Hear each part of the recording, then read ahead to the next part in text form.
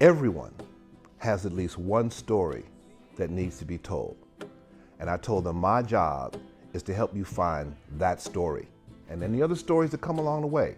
But I want to help you find that story. So that was my mindset going in, and it's worked beautifully. Sometimes stories need to be told, and it's not so much that somebody needs to hear them, it's that the person that is telling it needs to tell it. The story being expressed began in 1988 when I first stepped foot within the walls of prison gates surrounded by barbed wire, police in green suits, and gun towers. The stories told growing up played a major part of my thoughts and consciousness. Trust no one, accept nothing from no one you don't know, and always view those who has the keys as your nemesis. And hold what you represent with the torch with dignity, win, lose, or draw. I held onto this concept for many years, and now as I review and look back on what I was taught, I clearly see and realize that I was misguided by ignorance. That's why it's very important with having these kind of programs here in CDCR, so a man can come to CDCR and become someone else instead of being isolated from their family, isolated from society and the truth about life. But here, these actually give us a chance to be utilized and for the world to see that, we are people too, and human beings, we just need a little assistance and we can become a treasure of life to others. You gotta give people hope. You gotta give people an opportunity to express themselves, because that lays the foundation for the possibility of change and growth. And we've got to do that.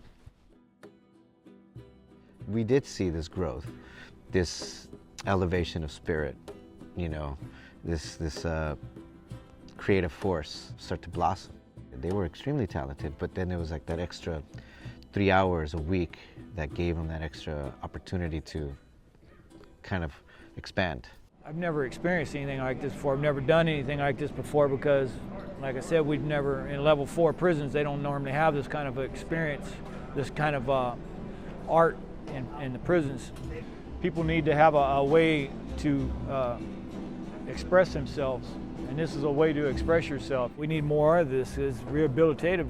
It kind of helps you take your mind out of the prison life stuff and put it into a more positive manner, something to expound on our life. I've been in prison for 14 years and I haven't had the opportunity to use the tools that you guys brought here and the paper, and so it's been really nice being able to do that and have a teacher there, and you're working on your work and he's critiquing and he's encouraging and giving you tips, and that has been real helpful. The teacher has been giving us projects to do, and so going back to the cell and thinking of things to draw and then actually doing it, I feel real fulfilled. I feel like I've accomplished something. During this project, this pilot project, I started to tap into different parts of my creativity that I didn't really know that were there. You come in here, you got guys over here telling stories, they're laughing, you got the guys on the guitar playing music, and you got Omar, and we're drawing, and everyone's respectful here. Everyone, when you come here, the drama from the yard, it doesn't come in here. It stays out there. This environment's way better, and it helps me get through the week. Because I look forward to coming here. I look forward to coming here and drawing with Omar, and teaching and learning, and he teaches us a lot. And he gives us stuff that other people won't. And I think it's healthy for us. Having a program like this definitely allows them to grow creatively, which I think is the first step for rehabilitation. There's a lot of graphic design work and a lot of film, television that these guys would do very well in. They have the training, they have the discipline, the desire, and the compassion to do it. And I think this would be the first step. These are people that have experienced a tremendous amount of trauma and that are still able to be human. The guards, the other inmates, the race wars, everything that is cultivated inside this space is contrary to bonding. And so to be able to create a space, a safe space where people are bonding with one another, us with the inmates, with the students, and they with themselves, is pretty remarkable. And it's indicative of a need for programs like this. Oh yeah, we get made fun of all the time. It's kind of rough, you know, you play music and there's like this big auditorium and there's like different people doing different stuff and people kind of get irritated with us and stuff because we're not very good guitar players or jarocho or whatever, you know, so we just kind of do our own thing. But it's not really about like what everybody's hearing or anything. It took me a while to get over it, but now it's like more about just like getting that release during the week because we only have to do it once a week if we're lucky.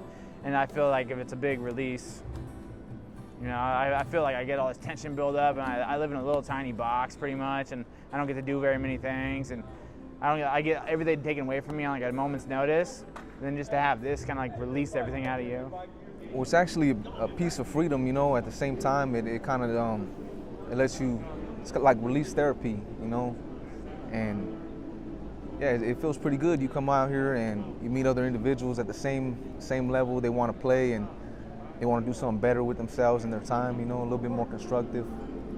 But yeah, play music, you know, it's a good outlet. It actually is, you know, and it actually takes me out of here for a good, you know, 3 hours that I'm here. So it's actually, yeah, it's real sensational for me.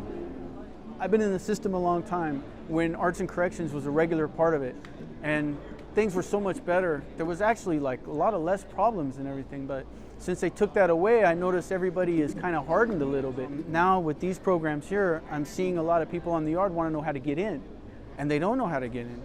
They're having problems getting in. I tell them how we're over here with these guys, and it's not just some administrative guy coming over here doing this. These are actual people who care, and they want to help us, you know, so they like that. And if this program flourishes, which I hope it does, there's a whole bunch of people out there that want to get involved. Aprecié mucho el entusiasmo de los estudiantes, el cual fue una sorpresa muy grata, ¿no? Era de mis mejores estudiantes en algún momento, ¿no? Uno me dijo que tocar la música le hacía sentir que una tranquilidad que lo alejaba de pensamientos de con quién pelear, ¿no? Porque pues hay mucha tensión allá adentro. Entonces, ese tipo de comentarios a este proyecto y a este trabajo pues le daban ese toque milagroso, ¿no? Porque ¿qué es lo que la música tiene en un nivel bien usado, ¿no? No necesitas estar en una prisión para sentir esta satisfacción que la música te da. Art and music have always been these methods that communities for thousands of years have used to rehabilitate people. And so that's the tradition we're continuing.